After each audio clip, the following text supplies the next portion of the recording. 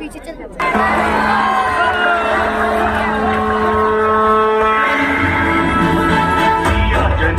ప్రసన్నాంజనీయం ప్రభాదిత్యకాయం ప్రకీర్తిప్రదాయం.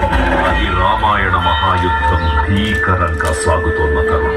శ్రీరామచంద్రుని సారథ్యంలో వానర సైన్యంతో విజృంభిస్తూ లక్ష్మణస్వామి తనతో పోరాటం చేస్తున్న రావణుడి కుమారుడు ఇంద్రజిత్ తలని బాణంతో ఒక్క వేటుతో వేరు చేశాడు. ఇంద్రజిత్ మరణ వార్త విన్న రావణుడు ఆవేశంతో ఊగిపోయాడు. ప్రతీకారం కోసం పాతాళలో రావణుడి సహకారం కోరాడు. చంపించి కాకుత్స తిలకుంటూ వీక్షించి